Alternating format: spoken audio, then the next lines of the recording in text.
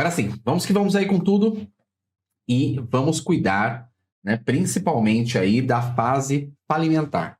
Quando nós falamos da fase falimentar, é bacana levar em conta tudo que nós estudamos na fase pré, né? Fase pré-falimentar, que traz a ação de falência proposta ou por impontualidade injustificada, ou por execução frustrada, ou por ato de falência.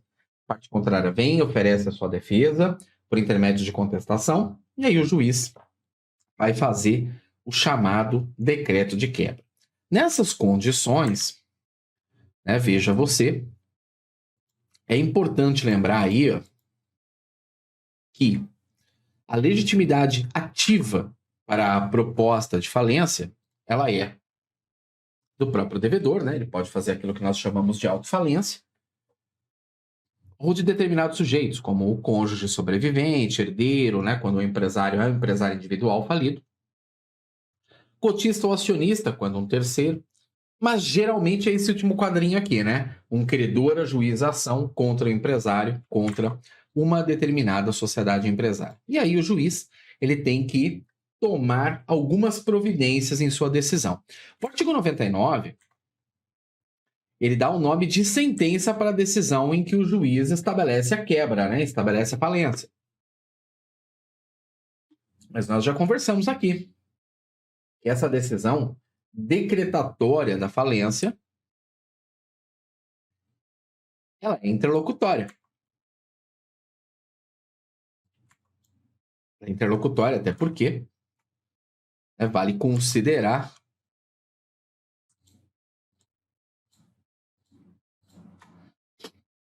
ela apenas começa, né, o processo de falência.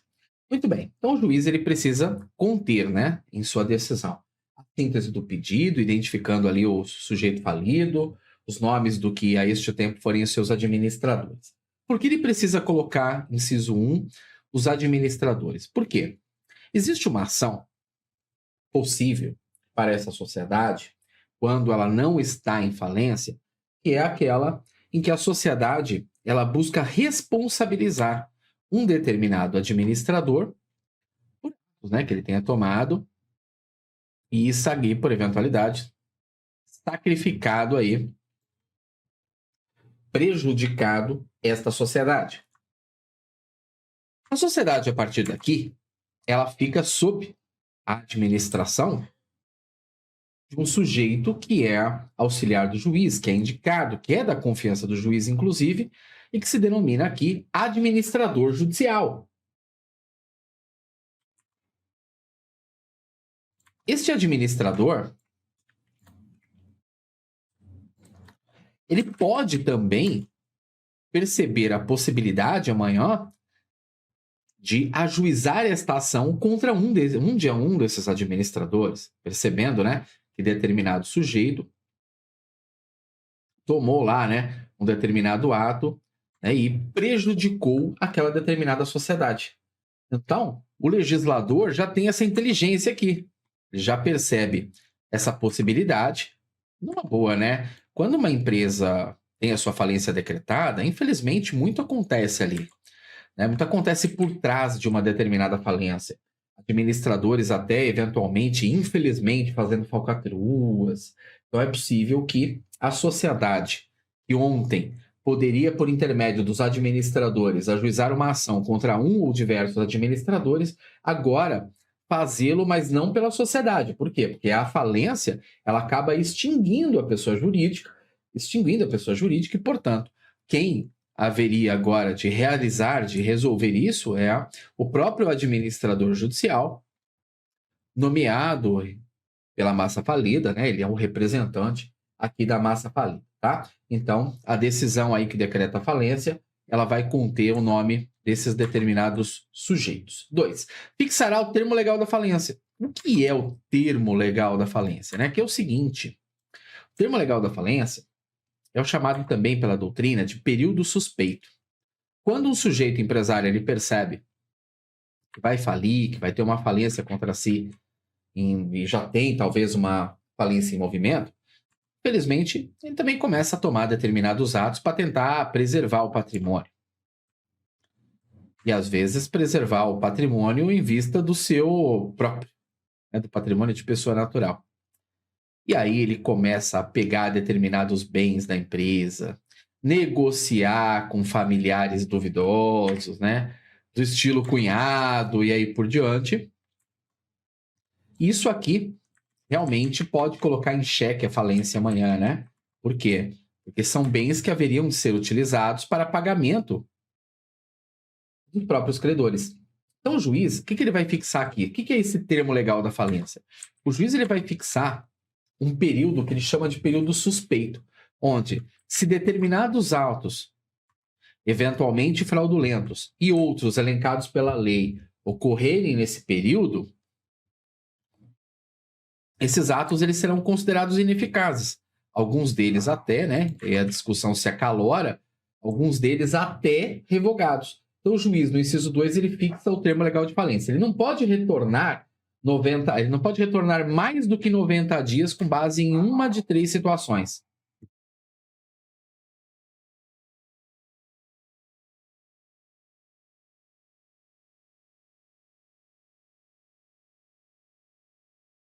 Uma delas, 90 dias antes da distribuição, né, da ação de falência, do pedido de falência. Se for uma recuperação de empresas, não pode retrotrair mais que 90 dias antes, né, da distribuição do pedido de recuperação de empresas.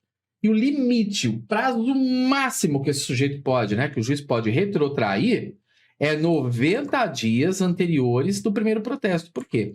Porque o primeiro protesto geralmente acaba também indicando o primeiro momento em que o empresário sabe da existência da sua crise. Tá? E aí é verdade que quando ele percebe a existência da crise, é exatamente em vezes aí o grande momento, né, em que ele começa a tomar os chamados, infelizmente, atos suspeitos. Se o juiz perceber que essa empresa já teve diversos protestos contra si, então o que o juiz pode fazer aqui é realmente aí retrotrair até 90 dias antes do chamado e famoso primeiro protesto. Muito bem, assim fechado, assim resolvido. Aqui a gente segue para o inciso 3. Então, aqui ele vai ordenar o falido que apresente também, ó, veja lá 3, ordenará ao falido que apresente, no prazo máximo de 5 dias, uma relação de credores. Ele vai indicar, né, a natureza do crédito, entre outras questões mais. Eu também acho isso aqui interessante, porque, poxa, o falido já está quebrado numa situação difícil, e aí não me parece adequado pedir isso daqui. Até porque o administrador judicial, que é a figura que já está aqui, né, no cuidado da administração, né, da empresa aí falida, que agora a gente não chama mais assim, a gente chama de massa falida da empresa, né? Então, esse mesmo sujeito, o administrador, ele pode tocar essa parte, né? A gente não precisa pedir para o falido isso. Os juízes, às vezes, até fazem um pouquinho de vista grossa aqui, esse inciso 3. Mas para você, para nós, para mim, né, para a prova, de modo geral, nós não fazemos vista grossa, não. Então, eu tenho que trazer aqui cada item para você.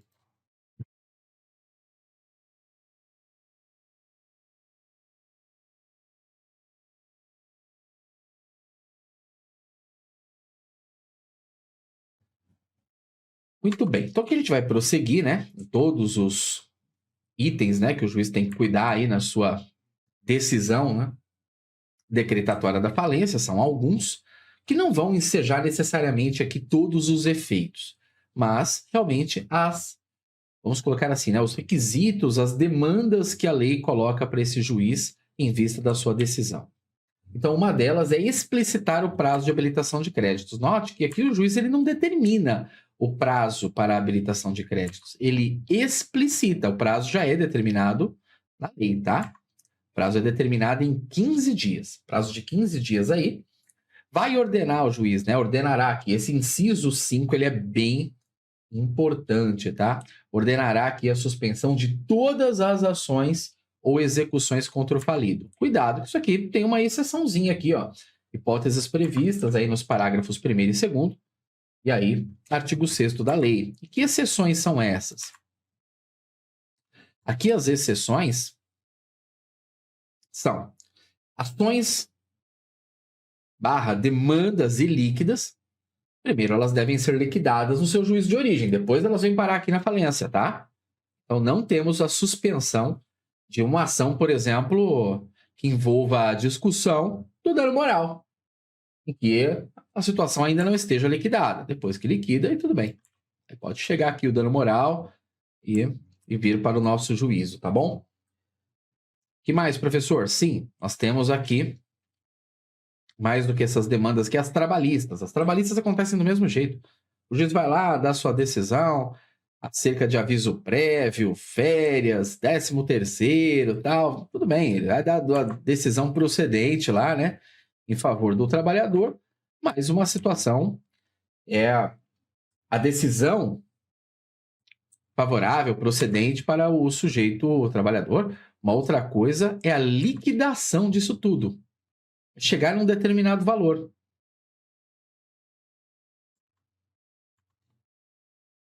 E antes que se chegue a esse valor, a ação ela prossegue lá no juízo de origem, no juízo trabalhista, tá? Depois da liquidação, chamada, né, o processo chamado liquidação de sentença, que faz parte da execução trabalhista, o processo vem para cá. Agora, tem um processo que ele fica o tempo todo na justiça de origem, né, no juízo de origem, que é a execução, né? São as execuções fiscais, tá? As execuções fiscais vão ficar o tempo todo lá no seu juízo de origem. Muito bem. 6. Proibirá a prática de qualquer ato de disposição, oneração de bens do falido. Então, é o que nós chamamos de inabilitação do empresário falido. Ele está inabilitado, né, para praticar os atos. A partir de então, o artigo 102 da Lei 11.101 de 2005 deixa isso claro. Tanto é que ele não pode exercer mais direito de retirada, né? Imagina só que coisa. Depois que fale, o sujeito quer se retirar da empresa. Não, ele não pode mais exercer isso. Direito de retirada, ele não pode exercer, ele não pode mais reter determinados bens, fazer determinados negócios, tudo isso aqui está proibido. Inciso 7º, né? Então, o próprio administrador aqui determina diligências para salvaguardar os interesses das envolvidas partes. Podendo, inclusive, aqui, né? Aqui é o juiz. Podendo, inclusive, determinar a prisão preventiva do falido. Bom, aqui a gente está falando em crimes presentes ali na lei, né? 11.000, e aí nenhum problema em relação a isso, né? Não é um problema, né? O juiz eventualmente aí determinar a diligência e até a prisão preventiva do falido. Inciso 8, ordenar o registro público de empresas e a Secretaria Especial da Receita que procedam à anotação da falência no registro do devedor. Então tem que colocar lá, né, o nome do empresário, da sociedade empresária, e depois no finalzinho traço falido. É assim que vai funcionar. Muito bem. Nomear administrador judicial, né, pessoa da confiança do juiz, um auxiliar, né, ele vai assinar um termo lá, tem 72 horas para assinar um termo lá de confiança e lealdade, né, sobre como ele vai proceder no processo de falência. Essa figura do administrador é uma figura bem importante. A partir daí, né, o juiz ele já vai determinar um determinado valor, né, de pagamento a este sujeito. E ele vai receber todo o restante ao final do processo. Tá? Então, o juiz ele vai expedir ofícios, né, para entidades, vendo se tem lá bens, direitos, como, por exemplo, o Departamento de Trânsito, né, determinados cartórios de imóveis e aí por diante. Esse item número 11 é muito importante.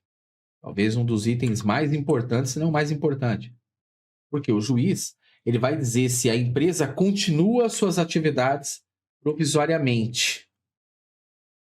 A empresa pode continuar as suas atividades provisoriamente? Sim, a empresa pode. Porque, de repente, é um supermercado, já aproveita para vender tudo que está no estoque. Isso aí facilita para maximizar ativos e pagar os próprios credores, tá? Então, o juiz vai pronunciar a respeito da continuação provisória. Convocação de Assembleia Geral para constituir comitê, geralmente só nas falências maiores é que se fala em comitê de credores até como um órgão fiscalizatório, tá? Ordenará a intimação eletrônica, os termos da legislação vigente, respeitadas as prerrogativas funcionais. Isso daqui também é capitulação nova, né? A Lei 14.112 se inteirando dos aspectos digitais. Tá bom? Então aqui, ó, MP, fazendas públicas, dos estados, do Distrito Federal, municípios, né? Muito bem. Tomando conhecimento da falência, por último aí o parágrafo único, o juiz ordena tudo isso. O juiz toma essa decisão, que ela é interlocutória, a gente não pode falar que ela é uma falência, mas olha só, às vezes ela é mais complexa do que a maioria aí das decisões que a gente visualiza. Ela é, inclusive, ela se dá por intermédio de publicação de edital na íntegra, tá? Decretando a falência aí, justamente também com a relação de credores, aquela relação até então disposta. Feito assim, muito bem. Então aqui, né, o juiz, né, ele oferece a sua decisão, declarando e decretando a falência. Para a gente dar start aí naquilo que se diz e que se chama de fase falimentar. Bom, na fase falimentar, e a partir do momento que o juiz já decidiu e colocou a sua decisão na forma do artigo 99, a gente tem alguns efeitos que são decorrentes, inclusive, de algumas medidas que o juiz toma aqui e que a própria legislação, o próprio legislador estabeleceu. Então vamos para isso? Eu fiz um quadrinho azul aqui, um quadro que gosto, né? Tá no material de vocês, inclusive, né? Lembrando que os materiais em PDF, eles são basicamente aulas. São aulas escritas, né? Que a gente, inclusive, tem uma sistemática de trabalho, como se o professor estivesse ali lecionando, escrevendo. Eu ponho questões que eu faço aqui na aula, né? Às vezes, né? Uma perguntinha, e aí? É possível a decretação da falência de um determinado sujeito X, Y, Z? E aí eu venho com a resposta em seguida, né? Abaixo. Então, sempre aqui eu tento indicar o máximo possível e impossível que eu puder aí para os alunos respeitarem o estudo, né, também do PDF, tanto quanto respeitam o estudo dos vídeos, né, assistindo aí aos vídeos, aos encontros, né, que aqui a gente faz, porque realmente as aulas têm uma didática diferente, né, quando são escritas, um conteúdo também distinto, complementar, e que pode ajudar bastante na performance de aprovação que se busca lá. Feito, resolvido, na paz e na tranquilidade, né, então a gente pode seguir, e com força. E aí, veja lá, os principais efeitos aí da falência. Quais são aí, né, os principais efeitos da falência? Então, a suspensão do exercício do direito de retenção, a inabilitação, né, do sujeito empresário. Veja que interessante, os contratos bilaterais, que em legislações falimentares antigas, eles se resolviam.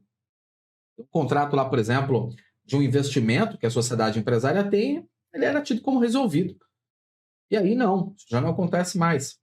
Eles podem ser basicamente, plenamente cumpridos pelo sujeito administrador judicial, se isso perceber, né, que vai reduzir o aumento do passivo, vai evitar, né, vai reduzir o aumento do passivo, vai evitar o aumento do passivo, ou mesmo, né, e vai maximizar preservando os ativos. Pode cumprir contrato unilateral, bilateral. Agora, mandato conferido pelo devedor para determinados administradores, esquece, cessa. Contas correntes são consideradas encerradas no mesmo momento e nada de exigir juros após a decretação da falência, tá? Então, o falido não tem contra si juros. Feito isso, a decisão de falência mostra que o administrador judicial, a partir de então, ele tem uma série de necessidades pela frente. Tem que trabalhar bastante agora, senhor administrador. E, simultaneamente, existem 2 trabalhos que esse administrador tem que são os mais importantes, não somente para e dentro do processo de falência, mas vale dizer também, né, então não somente dentro e para o processo de falência, mas também para a sua prova, que é a fase de verificação e habilitação de créditos e arrecadação dos bens. Porque pedindo para que os sujeitos que não têm os seus créditos já e devidamente habilitados na falência, o administrador consegue saber item a item, todo mundo que está aqui querendo receber sua grana para poder fazer aquele quadrão, né? Aquele quadro geral de credores. E com a arrecadação dos bens e documentos, os documentos também ajudam aqui na verificação dos créditos e, afinal, os bens são usados para pagar os tais credores. Vamos começar pela verificação e habilitação. Base aqui do 7º. A verificação será realizada pelo administrador judicial, com base em livros contábeis, então é também com base naquilo que ele arrecada. O administrador, assim que ele é nomeado, assina lá a sua nomeação, ele já arrecada bens, coloca de repente lá num galpão, faz a locação de um galpão, coloca lá pessoas para dar segurança aos bens, e ele arrecada também os documentos. Com a arrecadação dos documentos, ele já verifica vários credores existentes e que precisam receber seus valores.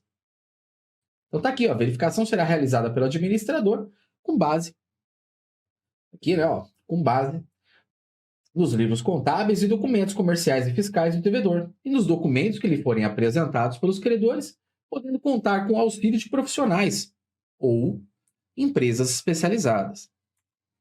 Bom, ele pode realmente, né, tocar nessas condições aí, empresas especializadas e tal, e não raramente ele o faz.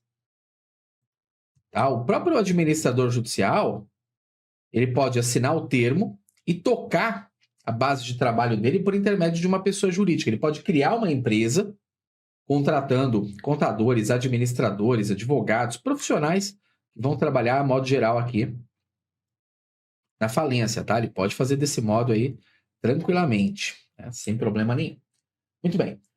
O sétimo letra A, inclusive, ele deixa uma coisa bem clara, tá? Se antes nós tínhamos apenas a tratativa do crédito geral para verificar e habilitar créditos, agora existe uma tratativa a mais aí. Nós temos também, né, a tratativa aí do crédito público. Então, o prazo que o juiz determina na decisão que decreta a falência, de 15 dias para habilitação de créditos, ele se afasta um pouco muito, deste prazo para o crédito público, né? Para a verificação do crédito público. Veja aqui, ó, na falência, após realizadas as intimações e publicado o edital, conforme previsto no inciso 13 do capítulo 13. Aliás, do inciso 13 do CAPT. Que inciso é esse aí? Esse inciso 13 aí e tal? É aquele inciso sobre a necessidade do juiz publicar na íntegra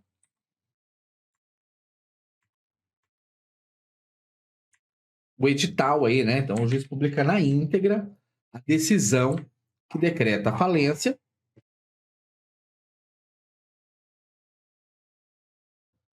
e com todos aqueles fatores, né, que são colocados nos incisos anteriores, tá? Então, o prazo aqui é de 30 dias, né, para o juiz instaurar de ofício, inclusive, né? Inclusive aqui para a Fazenda Pública.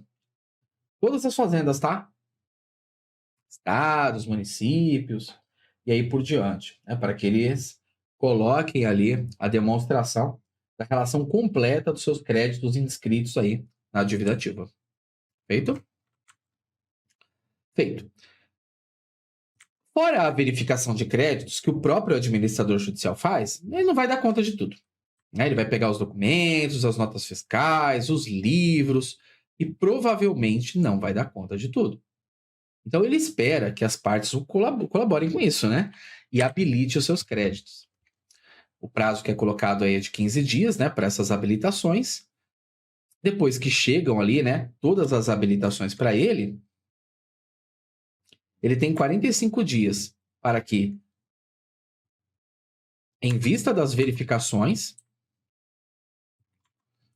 né, em vista aí das verificações de crédito e em vista das habilitações, ele faça lá, ele monte uma relação nominal de credores.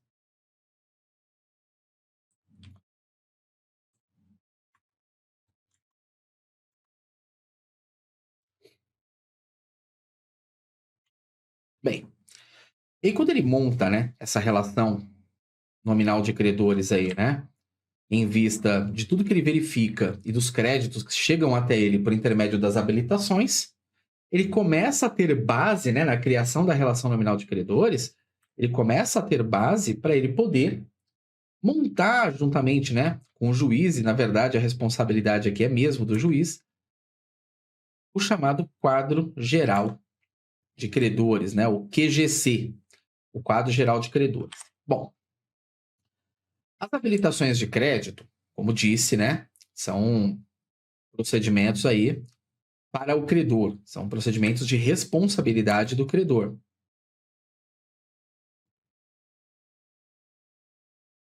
E tem base, né, numa petição que é encaminhada diretamente ao administrador no primeiro momento. Se estiver dentro do prazo de 15 dias, que é aquele prazo da lei, aí é só montar a petição com base no artigo 9º e encaminhar e enviar diretamente para o administrador judicial, colocando o nome do credor, endereço em que recebe a comunicação ali do processo, o valor do crédito, né? Coloca os documentos que comprovam ali, né? O crédito, as provas. Vamos supor que ele comprou móveis, né? Num determinado lugar, põe lá a nota fiscal.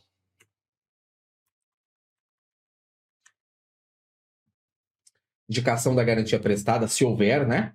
Então, os títulos e os documentos que legitimam esses créditos são exibidos, inclusive, no original. Né? O parágrafo único do artigo 9º, né, ele coloca em todos os termos essa condição.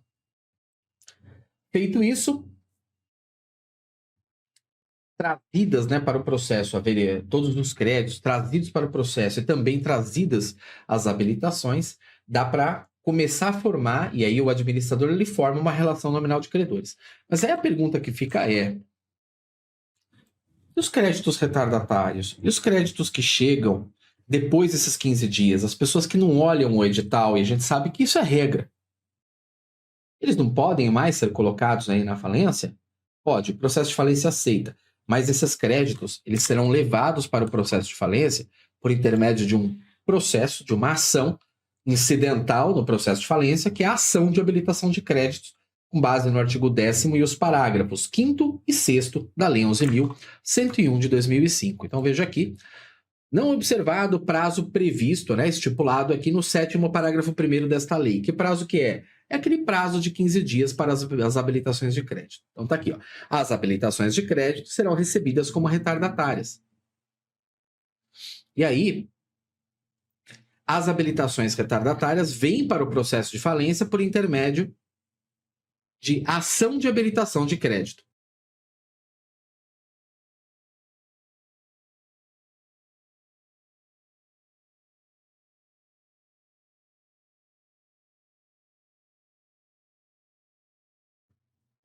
A ação de habilitação de crédito, ela pode ser a do artigo 10º, parágrafo 5º, né, aqui no comecinho, ó, as habilitações de crédito retardatárias, se apresentadas antes da homologação do quadro geral de credores, serão recebidas como impugnação. Por que recebidas como impugnação? Impugnação é um processo simplesinho que existe dentro da falência. Pode ser simplesinho por quê? Porque mesmo que a habilitação seja retardatária, ela vai ser de julgamento simples pelo juiz, porque o juiz não fez ainda o quadro geral de credores, aquele quadrão para saber quem recebe em primeiro, segundo, terceiro, por último. O juiz não montou nada disso. Então tá fácil. Então pode ser por um procedimento mais simples. Agora, se a ação de habilitação de crédito ela vem, né, ela aparece, ela acontece depois que o QGC, depois que o quadro geral de credores já está criado, aí o procedimento vai ser um pouco mais complexo e, portanto, esse do parágrafo 6º. Após a homologação do QGC, aqueles que não habilitaram o seu crédito poderão, observado no que couber o procedimento ordinário previsto no CPC e procedimento comum, né? A gente não tem mais procedimento ordinário, sumário no CPC. Requerer ao juízo da falência ou da recuperação a retificação do QGC, do quadro geral de credores, para inclusão do crédito. Então, esse formato mais complexo nada mais é do que o formato de uma ação judicial em procedimento comum, que todos nós estamos acostumados.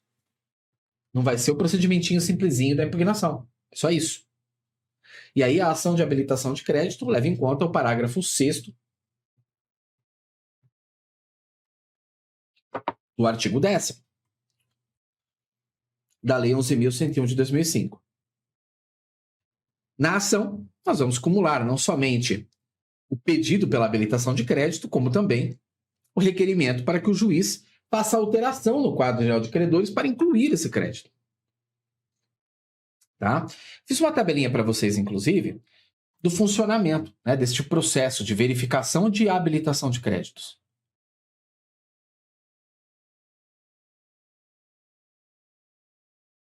O administrador, ele verifica primeiro os créditos por meio da arrecadação de documentos que ele fez.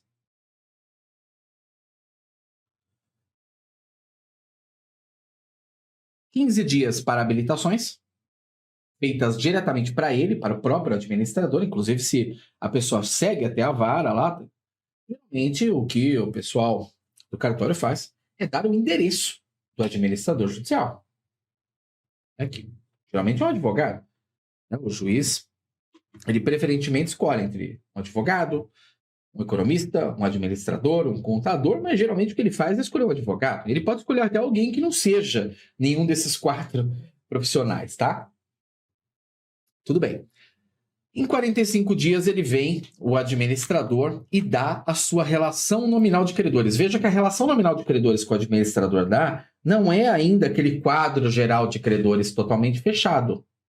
Não, porque, poxa, ele monta a relação nominal de credores, mas você olhou ali e viu que teu cliente, né, se for um advogado, né, estou falando como se fosse um advogado, seu cliente não está lá, pode juizar uma ação para habilitar o crédito, claro. Se o juiz já homologou o quadro geral de credores, a ação visa também a retificação do quadro. Se o quadro geral de credores não foi ainda homologado, mas simplesinha, só habilitar. Só que aí, veja bem, naquela listagem, esses 45 dias aqui, o penúltimo quadro aqui para publicação do edital,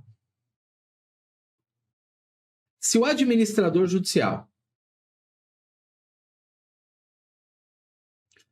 ele perceber um determinado erro, ele pode consertar. E se ele não perceber, você pode pedir para ele consertar. Veja aqui, 10 dias para apresentação de impugnações. Você verificou que o crédito que você habilitou foi colocado ali na relação da maneira incorreta, não foi colocado, é possível fazer aqui uma impugnação, que é uma ação de impugnação, tá? Muito bem. Então, dentre os procedimentos mais complexos e importantes dentro do processo de falência, está a arrecadação de bens e documentos e, simultaneamente, a habilitação de créditos. Como disse, aí acontecem aí simultaneamente. Na arrecadação, e da arrecadação sai um inventário.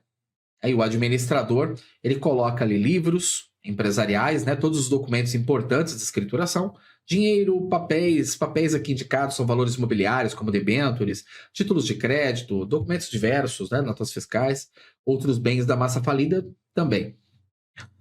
Bens em poder de terceiro, guarda, depósito, penhor ou retenção, e propriedade de terceiros, que em vezes, inclusive, são reclamados por estes, mencionando-se essa circunstância para devolver, para fazer a chamada restituição, que, aliás, não carece de ação. Alguém ajuiza, algum terceiro ajuiza uma ação de restituição do bem, que, por eventualidade, o administrador não fez espontaneamente, mas ele pode fazer. Vai justificar direitinho, é claro. Mas ele pode fazer. Muito bem. Esse processo de habilitação do crédito, esse processo de arrecadação, criar ali um inventário e aí por diante, tem uma razão de ser. Esse processo tem uma razão de ser. Aqui a ideia é montar aquele quadro geral de credores.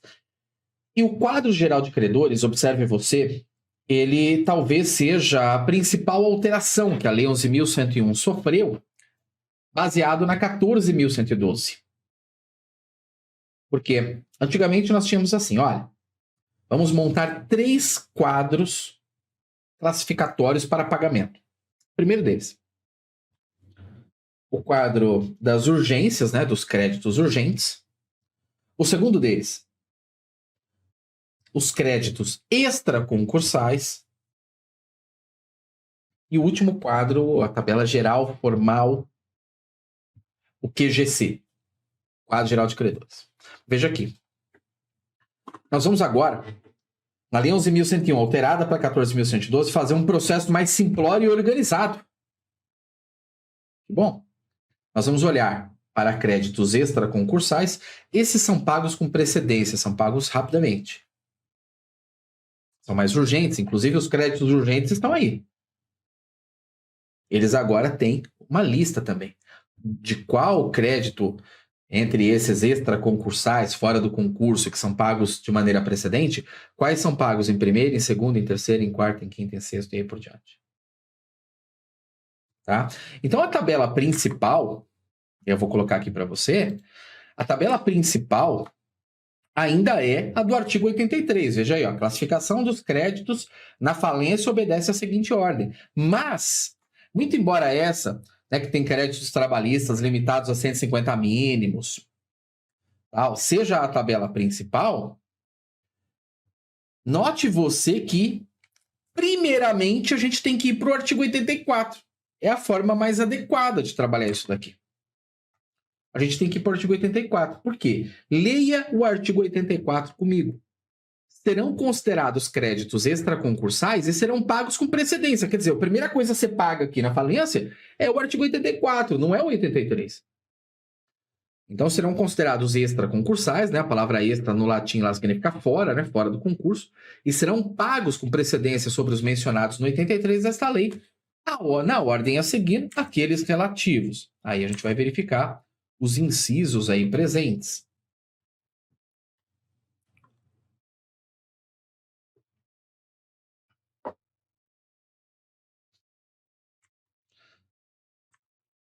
Então, quais são? Primeiro, né? Letra 1, aliás, 1, letra A. Quantias referidas nos artigos 150, 151 da Lei 11.101 de 2005.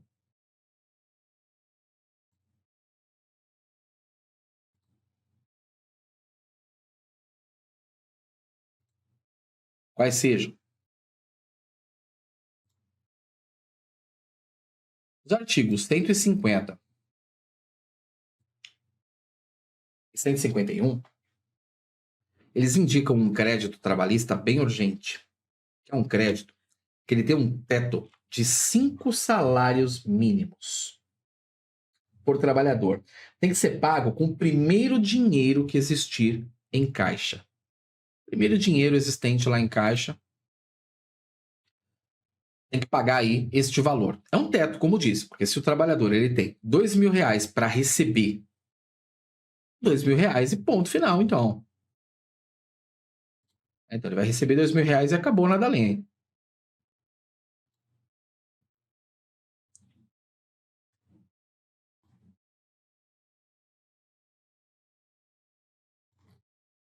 Se ele tem R$100.000 para receber, ele vai receber o teto de 5 salários mínimos. Para uma urgência para aquele trabalhador que está sem receber verbas de natureza salarial dos últimos 3 meses. Veja, é de natureza salarial, não é rescisória. Tá? Então, férias atrasadas há 3 anos, aviso prévio, é natureza rescisória. Salário é remuneração mesmo, que ele recebe no mês ali, tá? Para sua subsistência direta. Então, em relação a essas verbas, se tiver atraso constando quaisquer dos últimos 3 meses anteriores à decretação da falência, todo trabalhador tem direito a isso. Isso aqui é a primeira coisa que você paga e mais urgente de todas. 1B. Ao valor entregue, né, efetivamente entregue ao devedor em recuperação. Então, se antes de ele falir, por eventualidade, estivesse em recuperação, e aquele chamado Deep Financial, né, que é um sujeito que ele financiou a empresa durante a recuperação, então aquele sujeito ele tem o seu crédito classificado aqui como extraconcursal. E isso vai incentivá-lo a ajudar um determinado empresário numa situação de crise. Então, aqui está até dizendo aqui, né, em conformidade com o disposto na seção 4A do capítulo 3 desta lei, porque essas seções elas foram dispostas com base em alterações, em complementações a se referir à Lei 14.112, que atualiza a Lei 11.101, tá? 1C. Créditos em dinheiro objeto de restituição, conforme previsto no artigo 86 desta lei. Exemplo, tinha uma quantia em dinheiro lá, tinha uma mercadoria que haveria de ser devolvida para o empresário, mas ele já revendeu. A mercadoria não pode mais ser devolvida.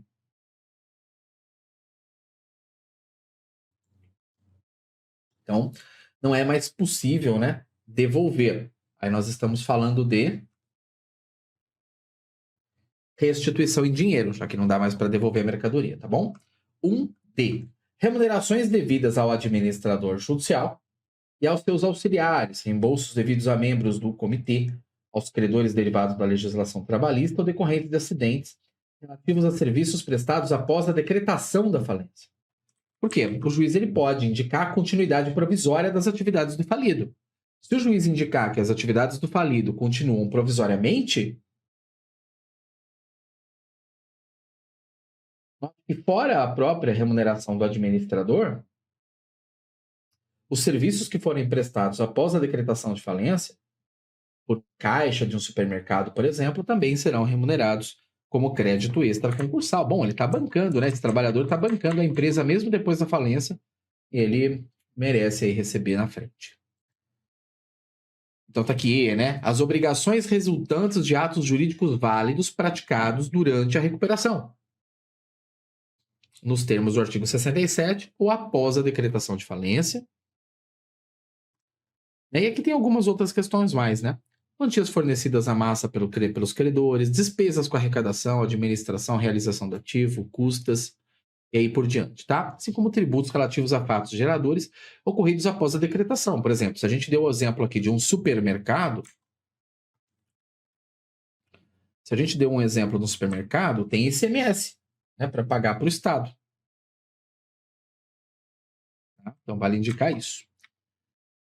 Primeiro, as despesas referidas no inciso 1, letra A, do caput deste artigo, são pagas pelo administrador com recursos disponíveis em caixa. Então, o artigo 84, veja aqui, ó, artigo 84, são considerados extra e são pagos com precedência aos mencionados no artigo 83. Então, mais do que falar que eles são pagos antes da tabelona concursal, conforme se pode perceber aí,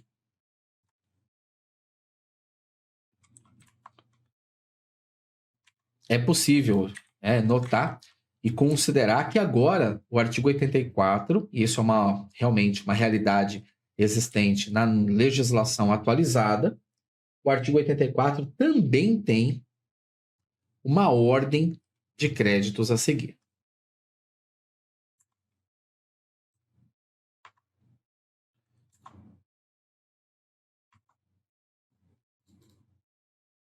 Importante essa consideração a ser feita. Como é que se faça tal consideração?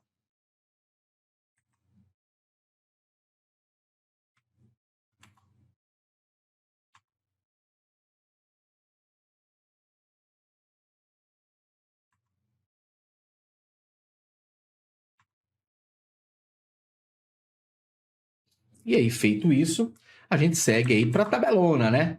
Para a tabelona famosa aí, né? Do artigo 83 da Lei 11.101 de 2005. Vamos para ela? Então tá aqui. A classificação dos créditos na falência, né? Vai seguir essa ordem aí, mas só depois, né? Agora ficou muito claro. E eu gosto de deixar isso bem claro mesmo, né? Só depois de pagar os extraconcursais, até porque lá e juntamente com os extraconcursais, a gente visualiza também aqueles que são os chamados créditos urgentes, tá? Bom, então só depois disso, aí a gente vai para o artigo 83, o primeiro deles, né, são os créditos aí decorrentes, né, das quantias trabalhistas até 150 salários mínimos, assim como também os acidentes do trabalho. Então, até 150 salários mínimos. Professor, mas e se um trabalhador ele tem 200 salários mínimos para receber? Como é que ele vai receber os outros 50? Bom, então são 150 salários mínimos realmente aqui, né, nessa ordem, e os outros 50 entra como quirografário, né? O que é o conceito? Qual é o conceito de crédito quirografário? Todo aquele que não consegue entrar nessa tabelona aqui, ele é considerado crédito quirografário. Tá? Então, vai ser considerado assim, quirografário, todo aquele que não conseguir entrar nessa tabela. Tá?